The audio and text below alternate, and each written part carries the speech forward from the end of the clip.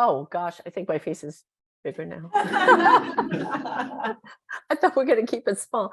So, welcome everyone to the East Asia Career Panel. My name is Grace Rue, and I am the Associate Director of the East Asian Studies Center. And I apologize for joining you on Zoom today, but I unfortunately got COVID after being able to avoid it for the past 3 years. But before we begin, I would like to introduce our incredible team at the center, without whom none of this would be possible. In the room with you guys today is Caitlin Lamb, our program officer and our primary event and media coordinator. Yay, Caitlin. Wave your hand. And Alex Loriaga, our program specialist and undergraduate advisor, who will be moderating the panel today. So I guess this is our 9th in-person career panel, which in the past we have done in conjunction with the USC Career Fest. But it's actually the 10th year. I think we started in 2013 doing this. And I'm truly sad to miss this event in particular because I've been really looking forward to seeing all our panelists in person. Rock, who I haven't seen in 8 years, 7 years. I don't even know how long it's been since you graduated. Teresa, who I've been admiring from afar, reading all her articles in LA Times, and Kara, who I saw in Boston, but who I love to see always. So the reason we began doing this career panel back in 2013 was because we often get students asking us, what can I do with an East Asian Studies major? Or why should I study abroad? Or why learn Chinese, Japanese, Korean? Or how do I leverage my cultural and language competencies, et cetera, et cetera? And we thought, what better way to answer these questions than have our alumni come back who have very different background. Maybe they know some language, maybe they know some culture, maybe they majored in the field or not. Maybe they studied abroad. And I would, they're the best people to speak about how they ended up where they are now and to learn directly from their journeys. And what we find is that it's not often a linear, simple, kind of straightforward path. It's often convoluted. And I think this will help alleviate a lot of anxieties a lot of students have about what to do in their postgraduate life. So I have so many questions for the panelists, but this is organized for our students first and foremost. So I hope everyone will take full advantage of this intimate setting to ask questions to our incredible panelists. And they can speak to a variety of their experiences in fields such as consulting, nonprofit, media, entertainment, social justice, academia, and journalism, just to name a few. And we want to keep this as informal as possible. So after the introductions, Alex will start us off with a few questions to get the panelists going, and then open it up to audience Q&A in the second half hour, which will be immediately followed by a networking opportunity from 6 to 6:30 p.m. And then we have to have a hard stop. So thank you all for braving the weather and for joining us today. And Alex, please take it away. I can't say it any better than Grace. Thank you guys for attending. I'm going to do a quick intro of everybody. My apologies to panelists if you have to sit through this. But then I'm going to get started, and it's mostly going to be an informal conversation, so feel free to talk amongst yourselves. And if there's a question that jumps out to you, let me know. So we'll start with Rock. So Rock is the head of cultural consulting at Gold House, a nonprofit organization that elevates Asian and Pacific Islanders to lead and thrive in culture and commerce through unity, investment, and promotion. In this role, he works with partners to ensure respectful and authentic API storytelling in a variety of entertainment and media-focused films. So that's film, TV, sports, and more. Prior to Gold House, he supported internal strategy and operations at PwC's consulting business. Rock graduated Phi Beta Kappa, oh my gosh, from USC with a dual BA in cinematic arts, critical studies, and economics. During his time as an undergrad, he worked at the East Asian Studies Center as a student staff member, and he was born in Beijing and speaks Mandarin with native fluency. Next, we have Teresa Watanabe. Teresa is a staff writer for the Los Angeles Times. After joining the Times in 1989, she served as Pacific Rim business reporter and Tokyo correspondent and bureau chief, traveling throughout Asia to cover economics, politics, security, and culture and society with such breaking news as earthquakes and terrorist attacks. She's also covered immigration, ethnic communities, religion, and currently serves as the higher education reporter. In addition, Teresa covered Asia, national affairs, and state government for the San Jose Mercury News, and wrote editorials for the Los Angeles Herald Examiner. As a Seattle native, she studied at Waseda University in Tokyo, and as an international student, and graduated from USC in journalism and in East Asian languages and cultures. And Teresa, remind me, you also studied in Seattle as well, right? I studied at the University of Washington for 2 years at Waseda University in Tokyo, and then transferred to USC, where I did my journalism program. Thank you. And then, finally, but not least, we have Tiara Wilson. Tiara is an activist, writer, scholar, and pop culture enthusiast. She was born and raised in Aurora, Colorado. She earned a BA in International Studies from the University of Denver in 2018, and an MA in East Asian Area Studies in 2021 from USC. Tiara studied internationally at Nanjing University, Akita International University in both China and Japan, respectively. Tiara is pursuing a doctoral degree in East Asian languages and cultures at USC, and is currently working on a research project focusing on Singapore hip-hop, Sinophone hip-hop. I swear I have my notes here. Her research interests include Chinese popular culture, Korean popular culture, gender identity, Afro-Asian solidarity, and social movements. In addition to her academic pursuits, Tiara works as a consultant specializing in educating community organizations and businesses on relevant social justice issues and methods of organizing. She's led multiple social justice workshops, curates engaging socially conscious content for social media. Thank you all so much for coming. And so while I can give a very brief kind of synopsis of your current positions, the best thing to really kind of talk about, and one of the reasons why we invite our amazing alumni here, is how did you all get on your career path, and what kind of introduced you to the field and to your careers in general? And feel free, we'll start with Rock. How about that? Okay, sure. Hey everyone, I'm Rock. So I think definitely speaking to what Alex said earlier about your path not being necessarily a straightforward, not necessarily being a straightforward one. I was very much going down a business-oriented path. I studied film here at USC, but that was more just for fun and because I'm really into film and arts in general. But I knew that immediately coming out of undergrad, I wanted to do some business-oriented thing, so I leveraged the economics aspect and went into consulting, as many people do, as many business students do. And I did that for about 5 years. And I think I learned a lot from it, and I applied all sorts of different kinds of business skills that I learned at that job into my current role. But I knew that ultimately it's not something that I wanted to do for the rest of my life. And my own identity was always very important to me.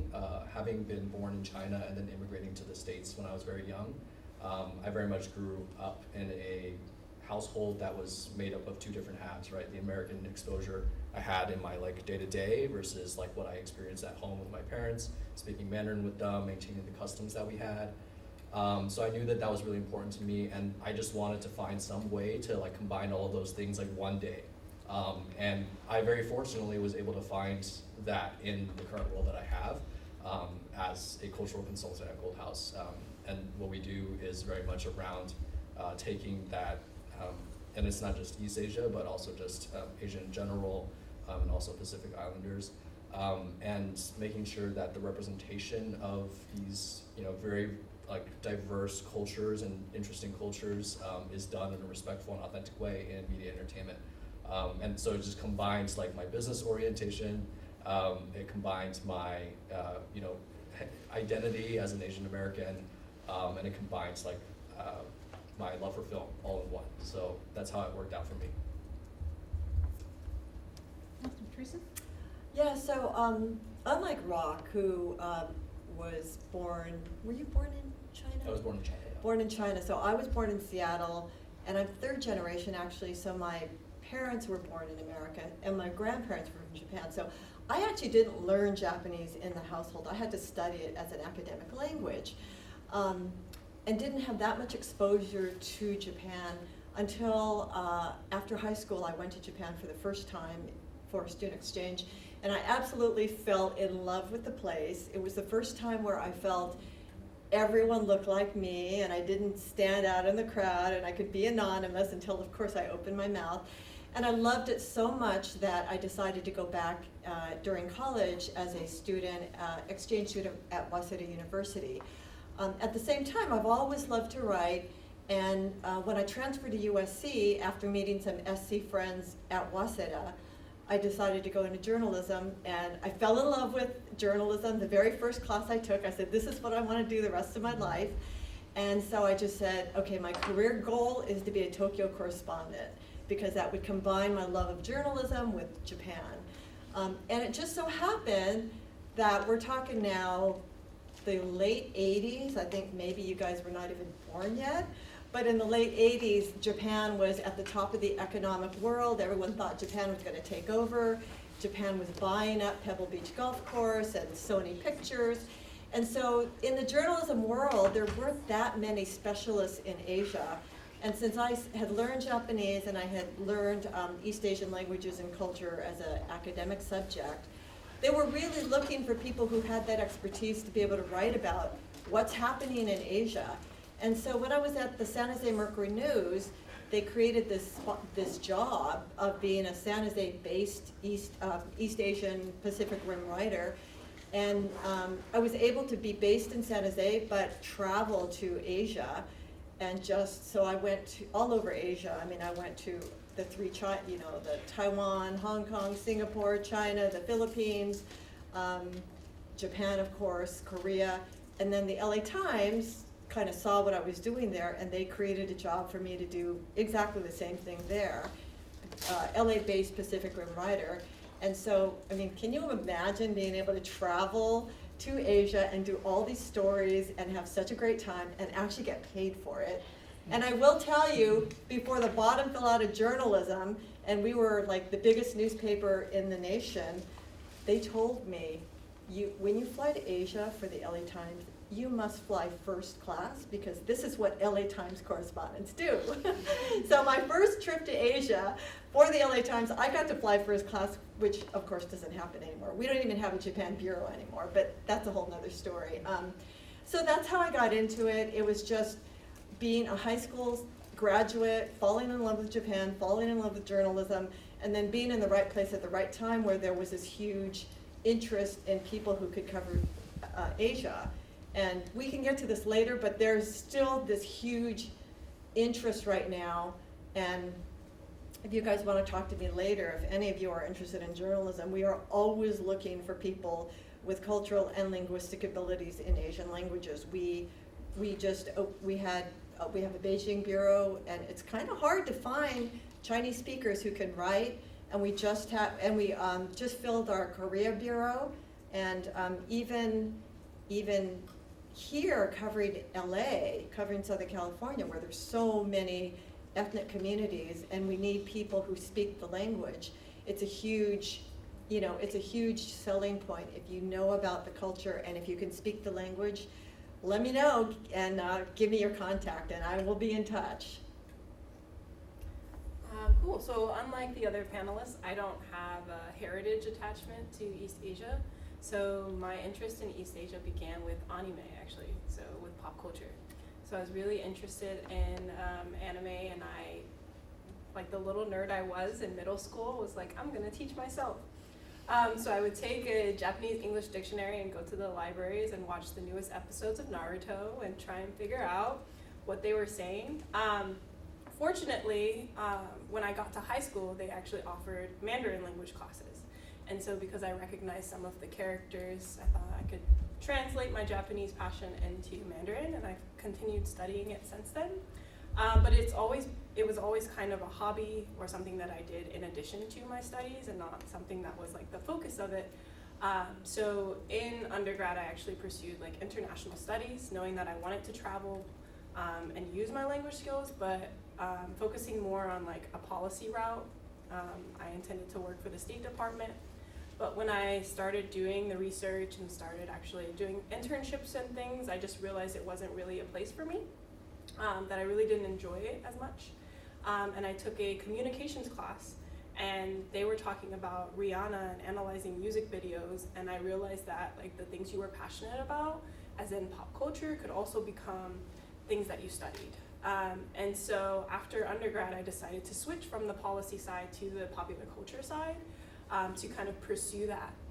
And so I still am very interested in like social justice movements, protests. Even as I was studying abroad, part of the reason that I drifted to like Korea and China over China and Japan is because I had the opportunity to be in Korea when they were doing the protests to impeach the president. And so seeing that and seeing the connection between like popular culture representations of Korea as this like democratized country tied in with the actual protests on the ground was something that was really interested in me. So that's kind of how I ended up in this very popular culture East Asia space. And then additionally, while I studied abroad, so I studied abroad once in Japan and then once in China. When I studied in China, my roommate happened to be into Chinese hip hop. And so she introduced me to some artists, and I eventually got into the show, The Rap of China, and I found it really interesting, especially like as a Black woman looking at the performance of hip hop in China. And I was like, wow, this would be a really interesting topic. And so here I am now, 4 or 5 years later, working on a dissertation project that's about Chinese hip hop. Amazing. And so, I mean, feel free to ask questions more in depth about how everyone kind of get into their jump. But after hearing all of your stories, I guess looking more in the present, what is the most rewarding aspect of what you're doing now? What's really kind of that shining highlight in your day? Starting with me again? Sure. Okay. I love my job, I gotta say, so it's a little hard to find like one thing, but I think the most rewarding thing is that I used to sit on the other side, as an audience member, watching certain content and thinking, wow, there's no one that looks like me on the screen. And then I got to a point where I'm watching this content and there is someone that looks like me, but it's based off of a stereotype, or they try to actually nod to the language that these people actually speak natively, but someone did not do a good job of like translating, or they're pronouncing it terribly or something like that, right? And when I saw those representations, to me, I was just like, why isn't there someone that they reached out to like help them with that? Because it was so easy for them to just like talk to someone who actually speaks the language or like knows people like this and can represent that accurately, or just give them pointers on how to do it. And now I get to sit on the other side and basically perform that function. The ultimate reward is when I get to see the things that I helped work on come out, and ultimately it's better than what I saw when I was growing up. So just getting to be on both sides of that and see the difference, I think is probably the most rewarding part of my job. Yeah, and I would say very similar. For me, being in the media, especially having familiarity with the Asian cultures, I've really been able to, I've really tried to break stereotypes. I've tried to present Asian Americans and East Asian people, or Asian, just actually diversity in general. I really try to present people as they are rather than what the stereotypes are about. And other than East Asian affairs, I've also in my career just covered religion. And so I've always really worked hard to try to present religious communities in a non-stereotypical way. I covered ethnic communities, and so I just went into all these. I mean, LA is so great because there's so many ethnic communities here, and being able to go into these communities and get to know them. I remember, when I joined the religion beat in the early 2000s, right before 9/11, I just decided I'm going to just start covering Muslims because nobody really covers Muslims, and I want to get to know them. So I got to know them, and then 9/11 hits, and of course there were all these stereotypes, and I was able to use my connections and understanding to present that. And it's kind of been the same way with my Asia coverage. At one point the Japanese were really being bashed a lot because people saw them as an economic threat. And Japanese, once you get to know them, they're very open and all of that, but you kind of have to get to know them. And I remember being a Tokyo correspondent, and a correspondent for a major American newspaper, who I will not name, actually wrote a story about why the Japanese never smile. And I was like, wait a minute, you don't really know Japanese people if you don't understand that they can be really funny and engaging. But there were correspondents in Tokyo who had actually never been into a Japanese home because they didn't have any Japanese friends. And so as you can imagine, the coverage was very stereotypical. So I think being in a position where I can, go in there and kind of present people as they are has been super rewarding. And it's something that even now I'm able to use. I remember a housing advocate told us about a home that was a boarding house for old Japanese men, and it was about to be demolished. And the housing advocate wanted us to protest about it or write a story about it, about the protest. And so I guess I'm the only Japanese speaker on the Metro thing, and so I was able to go there and I could interview these Japanese men who were monolingual about how important what is for them to have this low-cost housing, and we were able to write a story about it. And so, if you don't have staffers who speak the language, you cannot communicate with the people and you can't present their voices. So I feel like being in this role helps, I'm able to help empower all of our communities and give them a voice in the public. So that's been super rewarding. So as a grad student, your kind of work consists of 3 different areas, right? You have your courses that you're taking, your research that you're doing, and then also you're a teaching assistant. And so for me, I have probably one of my favorite things is the teaching part. That's part of the reason I decided to pursue a PhD, is to actually become a professor. And so it really makes my day when I get to work with students, especially in regards to popular culture, and to show them that entertainment is also serious intellectual thought, right? You can actually, the things that you engage with for fun actually matter. I think, especially because that was such a big part of my journey, I enjoy bringing that into the classroom as well, and seeing that kind of revelation happen with a lot of the students that I work with.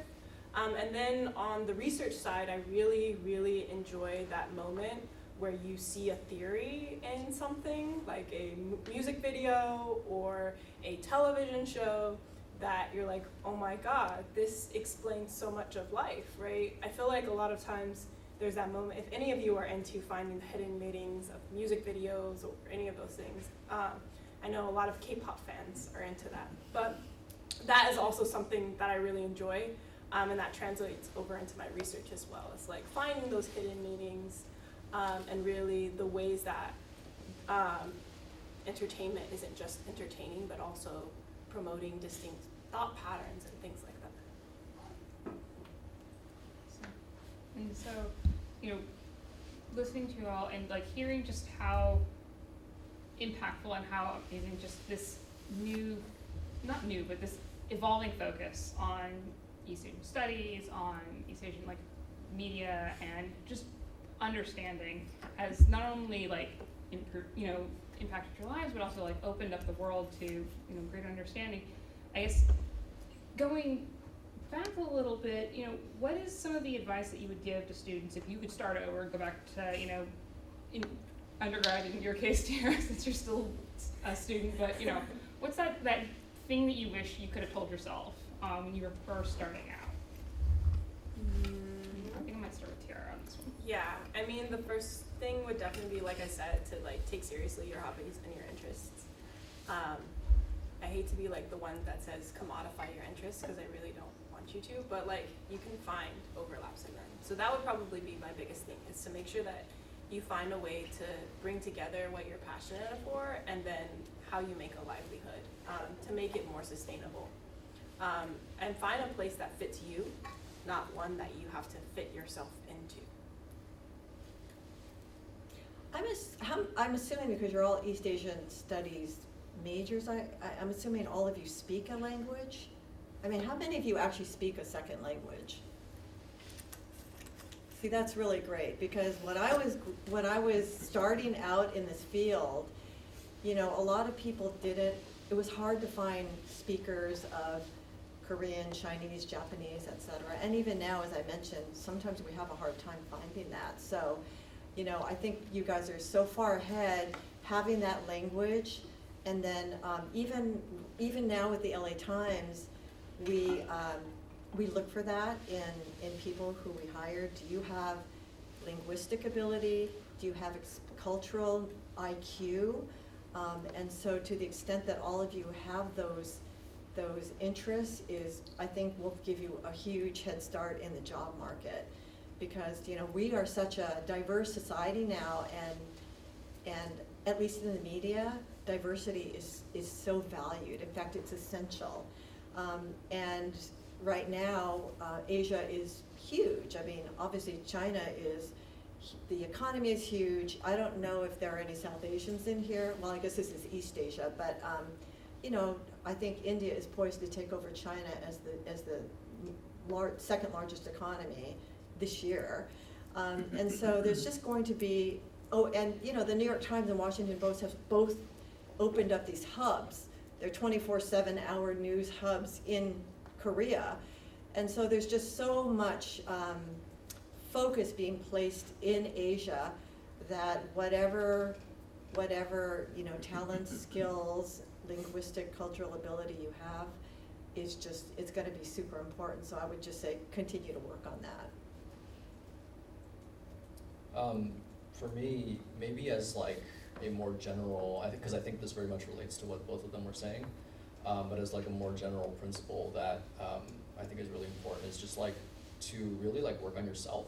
I think like, you know, whether it's your passion, whether it's your identity, whether it's just like, you know, what your dreams are, what your passions are, things like that. Like what is internal is gonna get reflected externally. And like how you ultimately have something like come to like manifest in your career or whatnot, is based a lot on all of those things. And like when I think about the path that I took to get where I am, like right now, occupying the vocation that I have, I would say that this is the dream job that I didn't know existed. And I mean, it's very possible that your dream job does not exist yet, or that you don't know that it exists. And that's totally fine. The path that you get there doesn't have to make logical sense. When I look back at the path that I took, it doesn't make logical sense. Like I try to make it make logical sense because that's what you do in like a panel like this, and you know, you're supposed to like tell a story that flows. But in terms of the actual decisions that I made to like get where I am, like I couldn't have planned those beforehand. But what I did do constantly was like think about like what do I like, what do I don't like what do I value, like what do I enjoy doing in my life, and things like that. And that like always was a powerful guide for me to like just continue to pursue things that I think ultimately like are all pieces that like ultimately came together to like make what my life currently is. And I don't think I'm done with that journey yet. I think it's going to continue to develop, but like that principle at least can just always guide me. So I think like that is something that I think in like the space of school where, you know, there's always structure, there's always like someone else who is more like, I don't know, like a better networker than you, or has better grades than you, or like all of these things. It's like important to keep that in mind. And so I hope you guys will start thinking on questions, but something that struck me, Ron, because when we were talking earlier, you mentioned like your current position came out of, you know, your volunteer work with Gold House, right? Yes, that's true. So feel free, I don't want to Yeah. So Gold House is a relatively new nonprofit organization, and I would say like a year and a half ago, maybe even, there was only one full-time employee, and he was like, you know, one of the co-founders, and now we've grown just to the size of about 15. But the reason why we were able to attain so much growth so quickly is because there was a very strong and dedicated team of volunteers helping support all the initiatives that Gold House has. So I was a volunteer for the organization, and I just did that because it was something I was passionate about, it was something I cared about. You know, I wasn't getting paid for it, but I just felt like it's something that I wanted to contribute to because, like I said, I was sitting on this side as an audience member feeling like something could be done better about what it was that I was watching. So I volunteered my time, and then after volunteering for almost 2 years, that's when around the time I wanted to quit my corporate job was also around the time they were looking for someone to lead all the cultural consulting work that we were doing. And so it just kind of fell in my lap in that way. And because I was already working with them, I already had an understanding of like what they were looking for, what their approach was, and obviously the people on the team. And so I was a natural fit for those reasons. So, I mean, you know, volunteer opportunities can be very fruitful. Amazing. And so then I want to make sure that you guys have as much time as possible to ask questions, and then we can also get to the networking. So feel free to raise your hand, and I can call on as needed.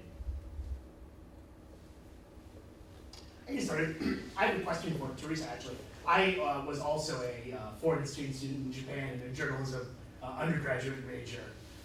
So I just wanted to add, oh, and by the way, I loved your article about Japanese internments. Oh, thank Yeah. you. So I was just wondering, I know that you're doing a lot of covering on higher education now. So I'm wondering if there are any transferable skills from your Asia experience to talking about or to reporting on higher education in California.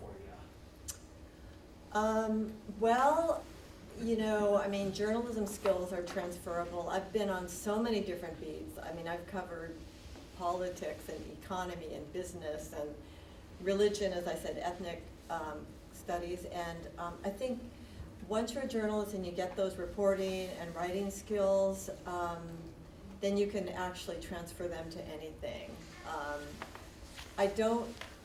I used my Asian background a lot more when I was covering religion, surprisingly, because, you know, I mean, I don't know if you guys know this, but LA is the single most religiously diverse spot on the planet.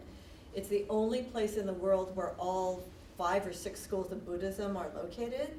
And so I really tried to delve into all of that, and I did go in and I went into the Chinese Buddhist temples and the Japanese and I went to, you know, and I did Tibetan Buddhism. I actually met the Dalai Lama. And so all of those Asian skills were things that I used for religion. And then of course I covered ethnic communities as well.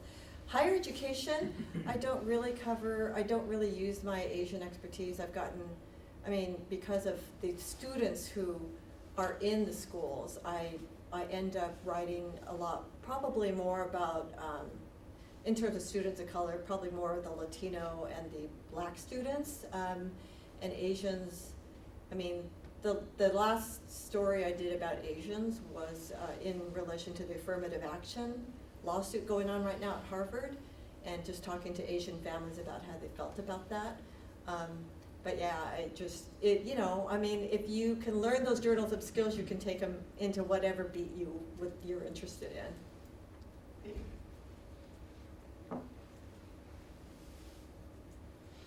Excellent.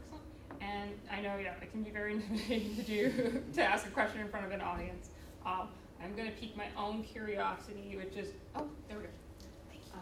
Just in terms of, I guess I'm going to use the term like career switch, because it seems like you guys may have done that when you were getting to your current position. Teresa, you also mentioned earlier that the bottom fell out of journalism. In terms of where you guys are now and where you're headed, and you also made reference to sort of doing what you love or finding the intersection between things that you like and modifying things that you like.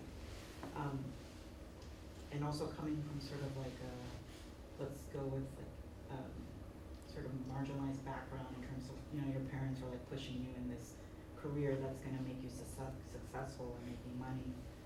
How do you guys, or what kind of advice did you guys offer in terms of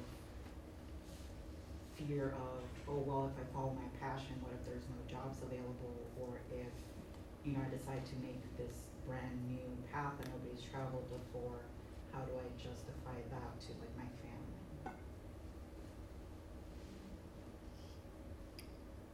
Yeah, I can start. I think that my journey to this point has been a series of pioneering paths that other people usually don't take. And so I'm always having to explain to family, to friends, how I ended up where I ended up. In fact, my family usually, they just colloquially refer to me as a unicorn at this point. Because they're like, how you got where you are is magical. I don't really know, but it worked. And I think that one of the things that I've learned on that journey is that it does take a certain level of mental fortitude, right? And resilience, in the sense of like, you have to know what you want, even if you don't know what you want looks like, right? So you need to be able to kind of identify when something doesn't work for you, in order to first begin to articulate what it is that you want. And so an example for me for that is actually, and Alex mentioned this in my bio, is that I also do like social justice content creation on the side. And that actually began before I started my MA, when I was working as an administrative assistant at a roofing company. It was just like one of those jobs that is in between while I was trying to decide if I wanted to go straight into kind of corporate life, or if I wanted to teach internationally, or what I wanted to do.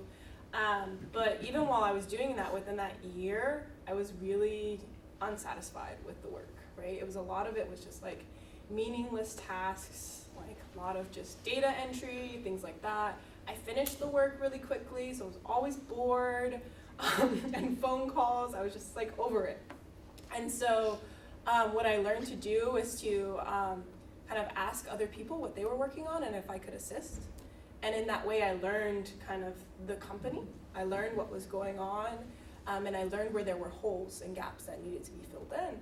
And one of them happened to be that roofing is a very male-dominated space. And so being someone who's used to articulating herself as a Black woman and being on the outskirts, and having kind of this background in international organizations and human rights, I kind of applied that to like social organizing. And in the beginning, it was just kind of like, oh, here are some suggestions. And then it ended up, okay, what if you do a committee, right? And so I got to form a committee in that way. And then that ended up kind of bridging out to other organizations, to churches in my community and things like that. But it started from me just going around and trying to find the gaps that existed. So I say all of that to say that it may take a lot of extra work, but it may come with a lot of insecurity, but I think ultimately, if you are content to be on that road, to be on that bumpy road, then other people will see that in you, right? And they'll read that as confidence, they'll read that as you knowing what you're doing, right? And you can kind of justify that to people around you, even if the path that you're on is untraditional or unconventional. I can also answer. I think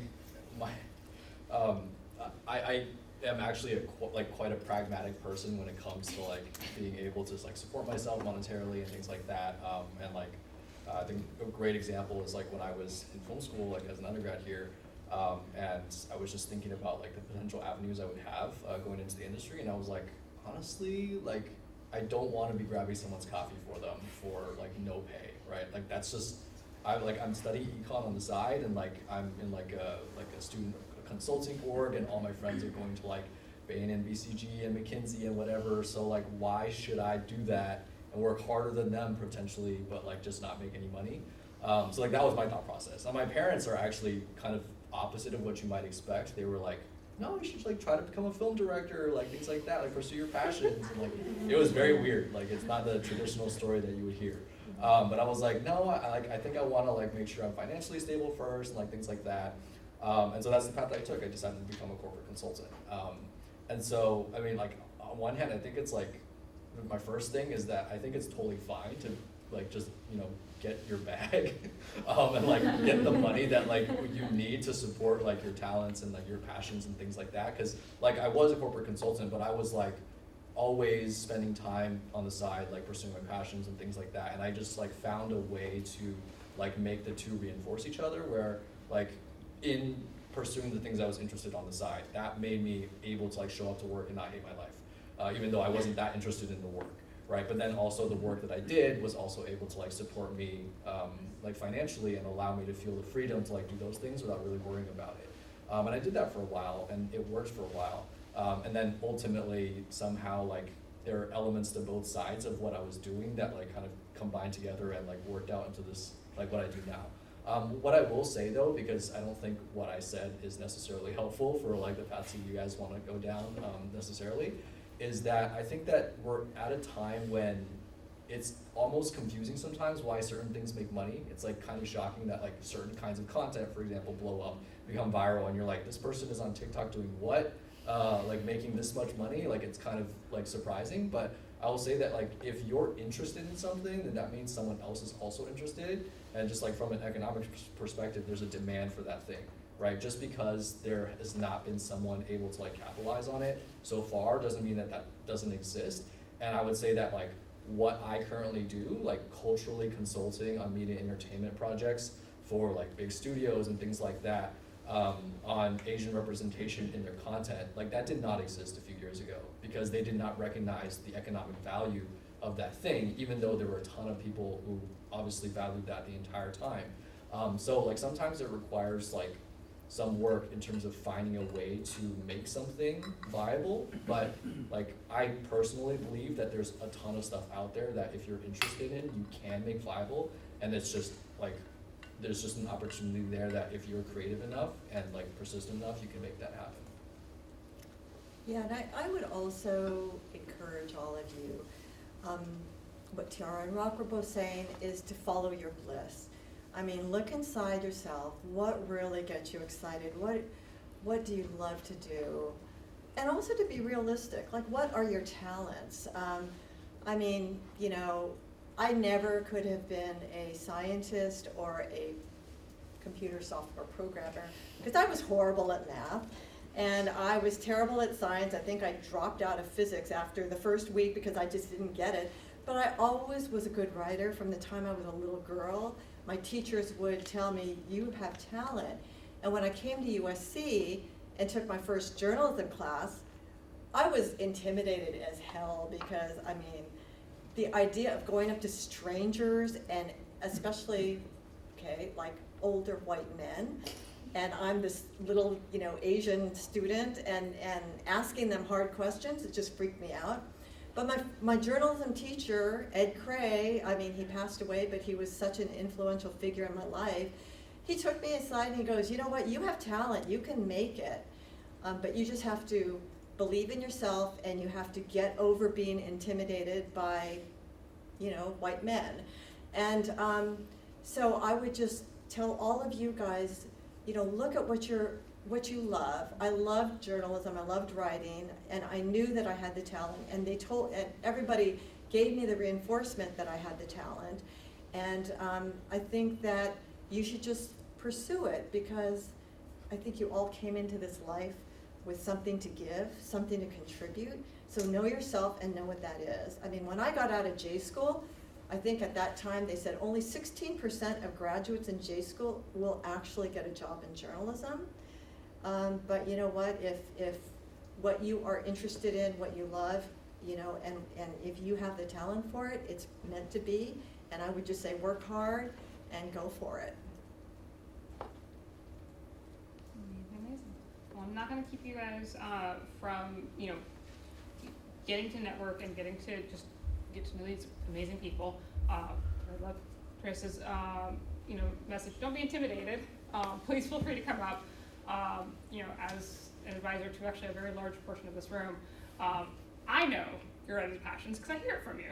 And so I'm very, very fortunate and very glad that you get to meet such wonderful people. And Just before we break out, but I was just wondering, I don't speak my parents' native languages, so I know that two of you didn't originally speak the languages that you now engage and the cultures that you engage with.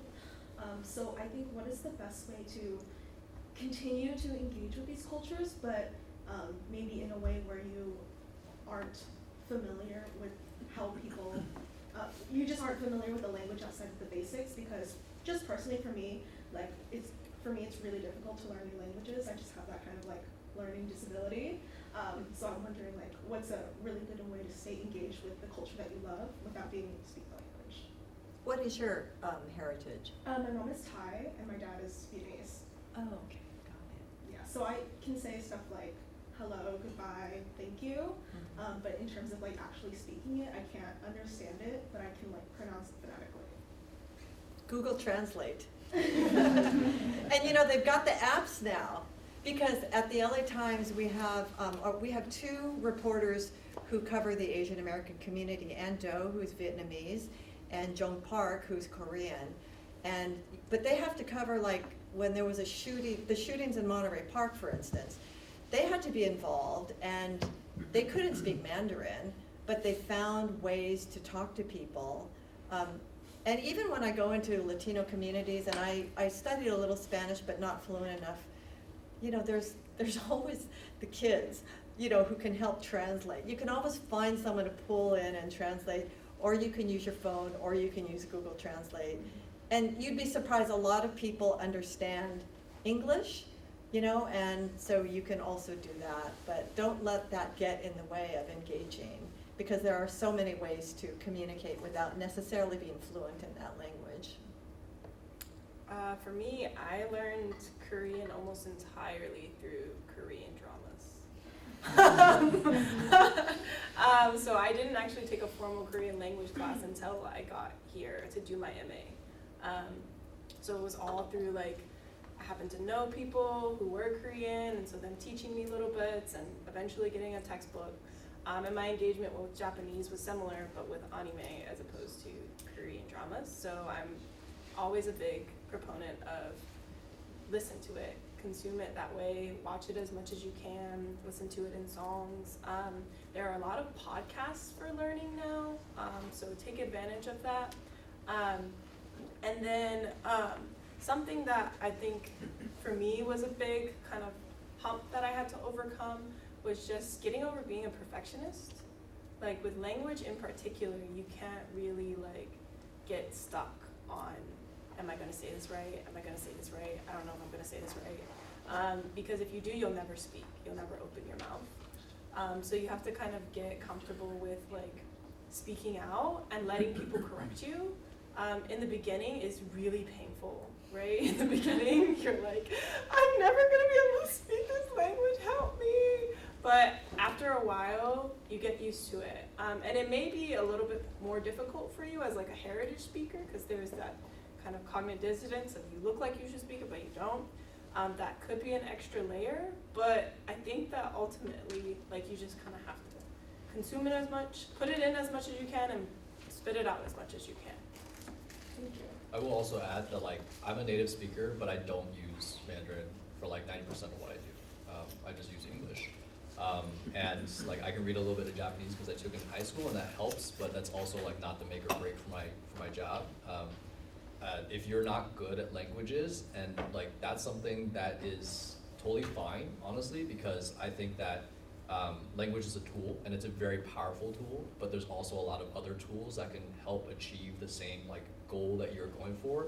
So whether that's like trying to build rapport with a person, right? Like you don't necessarily have to speak the language that they're used to be able to connect with them in some way.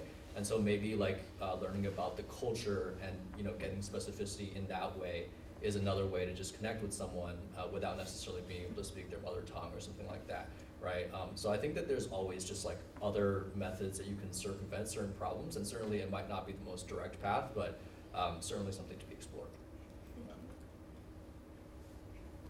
So do we have until 6 o'clock for this, and then we break out from 6 to 6:30? Was that the way you For said it? networking, yeah. For networking? Mhm. Okay. I have a question for Rock. I'm really grateful to hear from you because cultural consulting is something I'm really interested in, and it's nice to hear from someone who does work in that field and to know that it actually exists and I'm not just making it up in my head. So I was wondering if you could talk a little bit more about like what your work looks like day to day and how you think the demand for this sort of consulting might change in the future.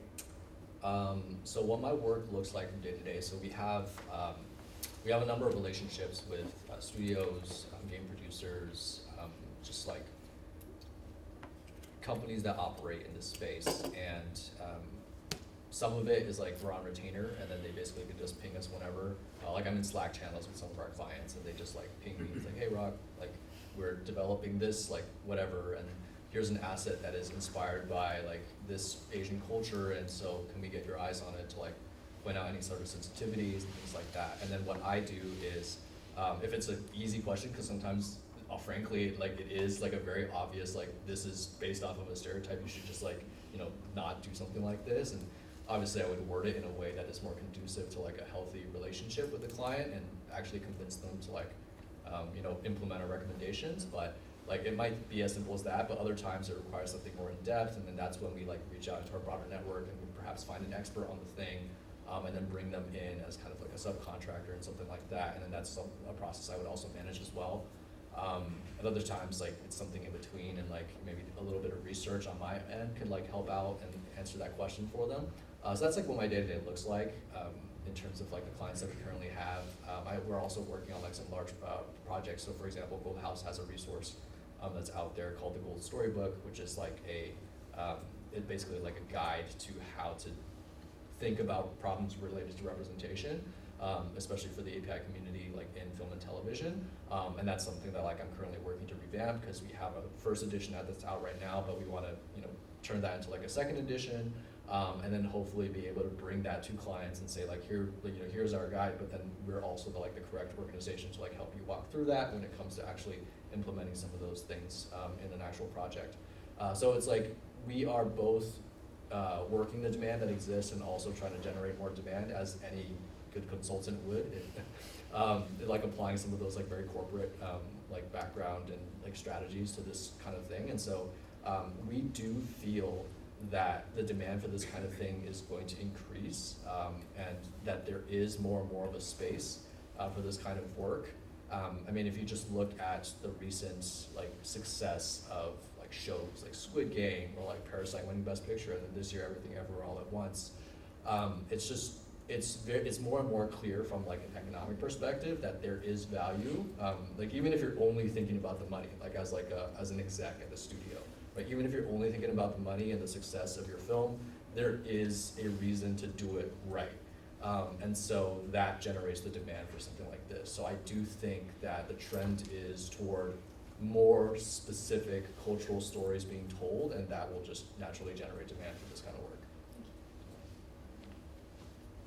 I had a follow-up question regarding that. I was wondering, in terms of your work with cultural consulting, is it typically during like the production phase of like perhaps an intellectual property development, or perhaps like the marketing phase? And also curious in terms of like who the clients are at the studio, like in terms of what department. Like, do you think there's an opportunity for cultural consulting to be a big part in-house of these studios? Yeah, I would say that at the very beginning of when we started doing this kind of stuff, it was very much at the end of the process, right? So like they would reach out for us to help promote them. That's actually what Gold House started with in terms of entertainment and media. We had what was called a Gold Open, where we would help promote things because they were positive examples of like Asian representation.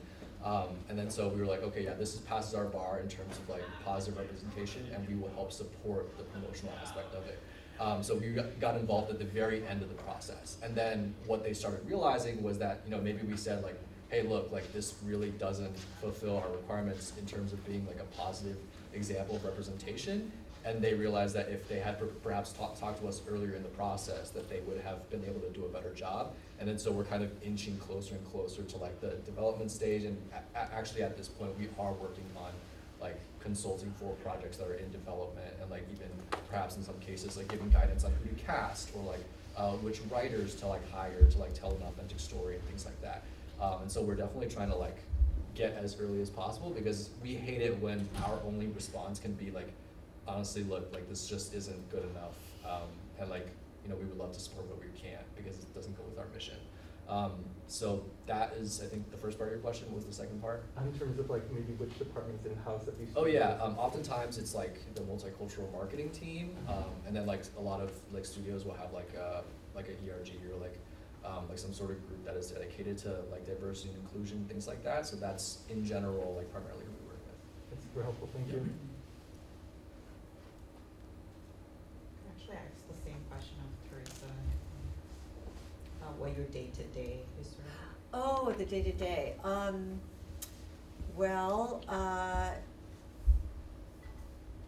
Let's see. It depends. It really depends, because I do a variety of breaking news, enterprise, features, and so like last week, for instance, since I cover higher education now, So last week were the UC Regents Board meetings in San Francisco. One good thing about higher ed is that because the UC campuses are in the most beautiful parts of California, I get to go visit all of them: Santa Cruz, Santa Barbara, Berkeley, San Francisco, San Diego.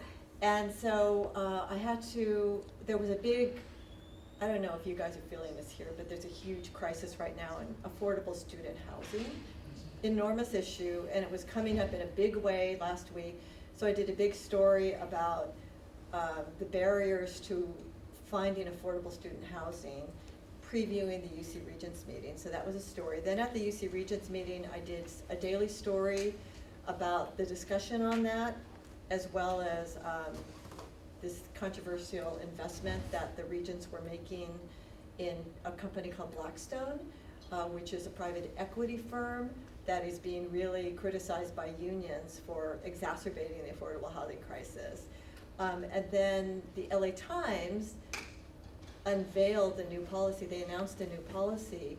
I don't know if you guys are familiar with the World War II incarceration of Japanese Americans. And so it's always been called the internment, but a lot of us have felt that's a real euphemism. It kind of covers up the severity of what happened. And so the LA Times, to its credit, decided to announce a policy where we will no longer use internment to describe it. We now use incarceration, imprisonment. And so in announcing it, they wanted to do a news story, and I volunteered to do it because my family, so my grandfather was actually interned, which was a place where enemy aliens were held, people considered enemy, and my American-born family was incarcerated. So I kind of did this first person about my family. So last week was a little bit of all of that. And then this week, LA Unified School District is on strike. And so they pulled me in to do the rewrite. We sent reporters out in the field, and they wrote, they sent feeds, and I had to put it all together into a story. So it really varies. And then meanwhile, I probably have, I don't know, like 27,000 unread emails, most of it junk, in my inbox, but you have to go through all that because people are pitching me. USC is always pitching me stories. And I have, well, in fact, your team pitched the story about the DC opening, or buying the DC building, right? And we had someone else do it because I was busy with other things, but yeah. So you have to just go through all these pitches that you're getting. And so it's super busy, but it's really rewarding and really stimulating.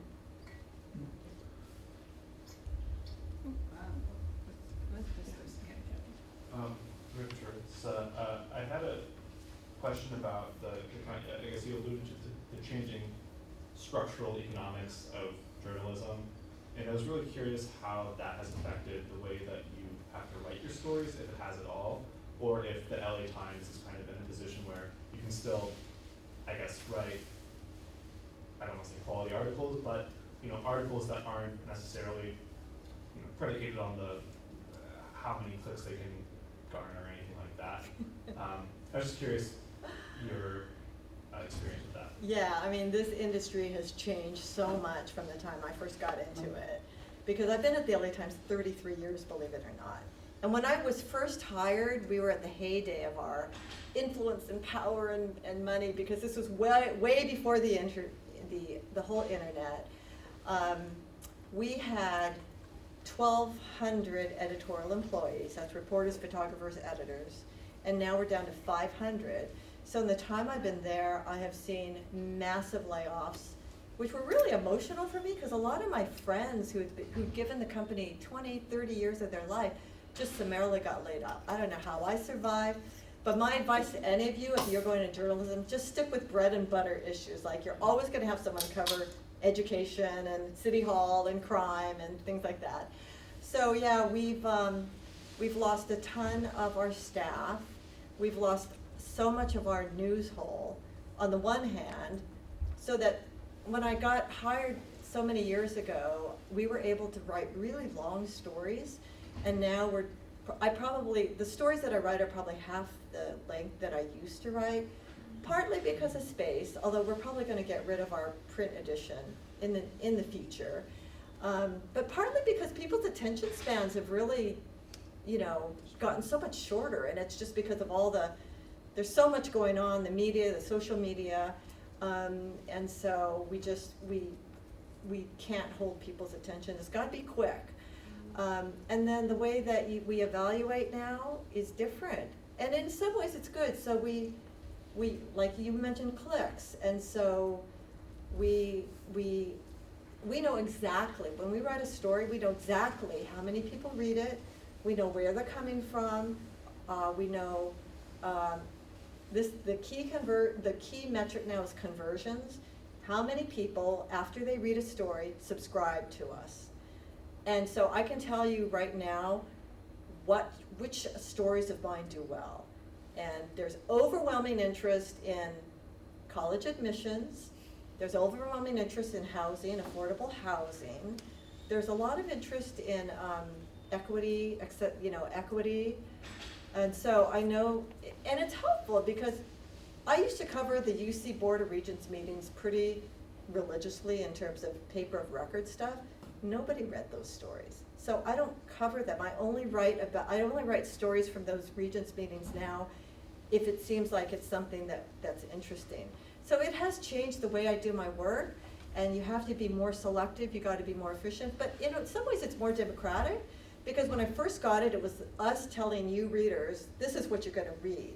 And now the readers are telling us through the metrics, this is what we're interested in, and so I'm able to give more of what they want and what they're interested in. So in that sense, it's been a positive thing. I guess just a follow-up if I can. Do you think it's created any perverse incentives in terms of the articles that are written?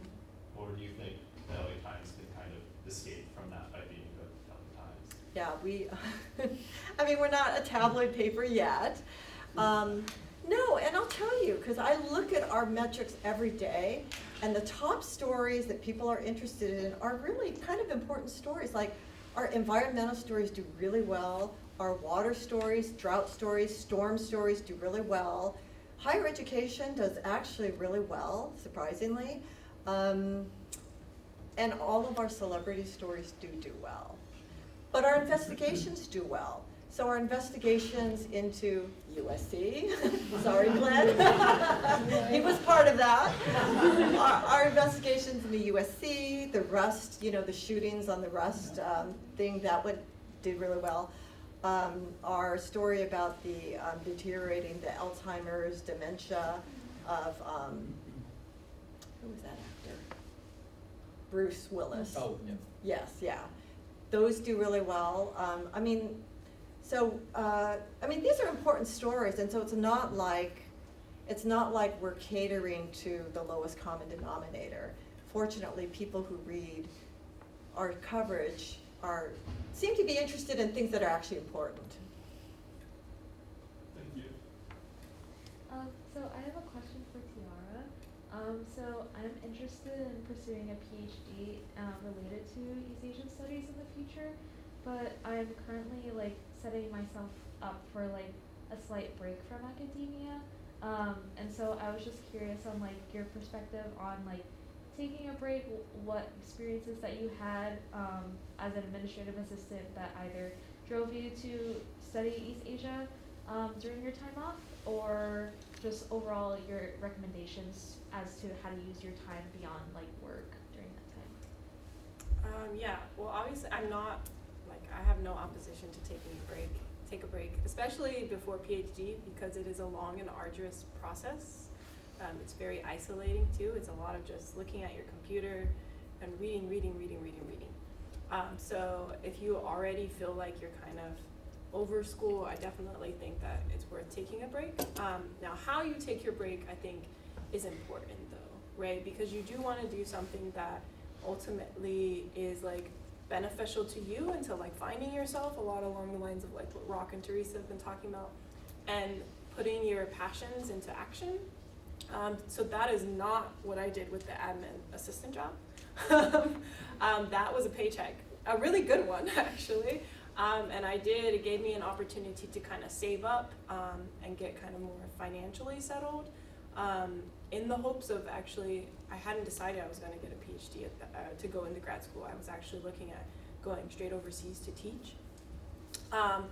But it did give me that opportunity to get some financial stability and things like that. And eventually I was able to make it work to my benefit, right? During that time, I did acquire skills like content creation, so like how to use social media, how to create infographics, these posts, these things that I still use now. And like also the position, the social justice committee that I started there, that was what started me into kind of social justice consulting and content creation. So I still get to use that. And so it ended up being beneficial, but that was more because I made it work as opposed to it just being intentionally. So I think that's the good thing, is that no matter what you choose, I feel like don't feel pressured to be like, I have to do something productive with this break. Because you can, rest is also productive, right? But I think it's important to think about what interests you have going in. So like if there's a specific area that you're interested in, so if you know that you're like interested in Japan or Korea or China or wherever you want to go, to kind of see if there's an opportunity for you to travel there. They're always looking for English language teachers. So you can always take advantage of that. And those are usually fully funded and housing is provided and things like that. So it's a good opportunity to kind of spread your wings a little and get accustomed to the culture and language, but not be so focused on teaching or learning, I guess, in that capacity. But also like volunteering and things like that is a good opportunity. So there are a lot of different ways for you, but I think that like that would be my suggestion, is to find something that overlaps with what you're interested in, whether it's the specific area or the specific like analytic you're interested in, like journalism or politics or whatever, so that you can get some kind of exposure, because you might want to double check, like, is this really what I want to do? Because sometimes when you put your feet in the water, you're like, abort mission. So that would be my suggestion. But ultimately, don't feel pressured to make it a productive kind of gap. Thank you, Teresa. I'm interjecting here because we're running out of time. I think, Glenn, you had some questions, but can you make it really quick, or can we open it up to networking? It's actually, I think it'd be quick. It's a follow-up about the culture. So when Rock talked about the culture consulting, and because of some of these everything everywhere all at once, and some of these trends, that it seems like your business is going to increase.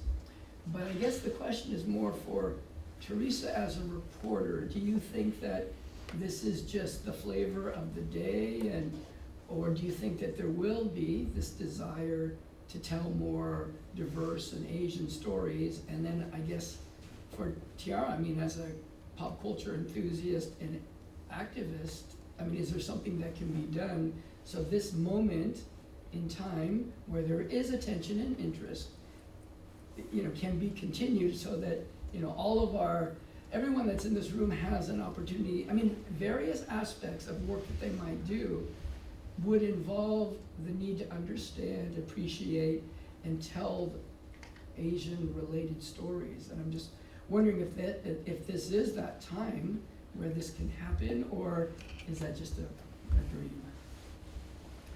I definitely think that there's so much more interest in telling Asian stories.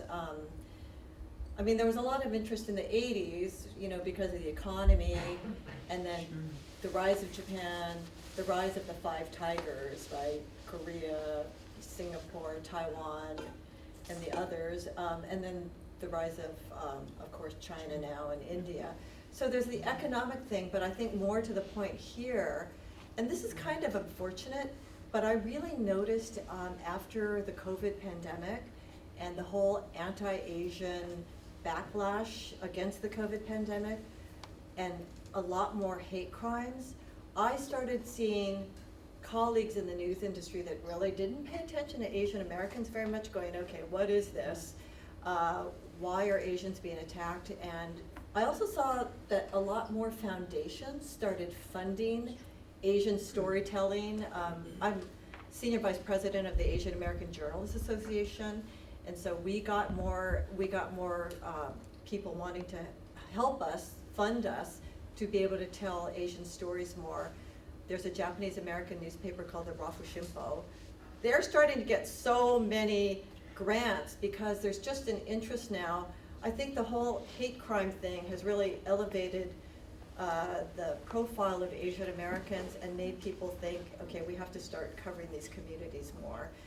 So that's part of it, and then part of it is just the amazing cultural impact that Asian storytelling is having. As Rock was saying, all these phenomenally successful Asian movies, and even the huge interest now in the K-dramas and all of that. I feel like it's the time that Asians, that there is so much more interest in Asia. So to the extent that you guys can all help contribute to that is awesome. I think I would add to like bridging this kind of politics of recognition and Asian storytelling and diversity. I think that it is important, and it is currently like really popular and really thriving, and I think that like it's important to take advantage of that. But I think that I might have a little bit more of a pessimistic approach to it, just because I think that's largely about the money, right? Like even in the conversation about like grants and about the stories and like recognition by a lot of these institutions, a lot of it is about commercial value. And it's great that through this commercial value, we're able to kind of articulate more authentic stories and things like that. But I think it's also important to do those in addition to actual organizing, right? And organizing happens regardless, right? It's been happening, it's consistently been happening. It's not something that just appeared out of the woodwork, right? Like responses to calls to stopping Asian hate, those kinds of activist movements have been happening long before Stop Asian Hate happened. It's just a matter of like whether people are paying attention to that. So I think it's great that this brings the spotlight to them, but I think what's most important is that individuals actually move beyond just consuming stories, telling stories, to actually participating in the organization and in the actual action that's on the ground. Otherwise, it will just be another blimp, another fad. Amazing. So, Grace, I think Well- we're. Oh, go ahead. Okay, so we are going to conclude then here, everybody. Please join me in thanking this incredible panelists. I mean, they gave so generously of their time. I know they're all so busy, and this was such invaluable advice, which I wish I heard when I was an undergrad. So you guys are super lucky to hear this in this intimate setting. So thank you again for joining us, and let's just open it up to networking. See you guys later. Thank you. Bye, guys.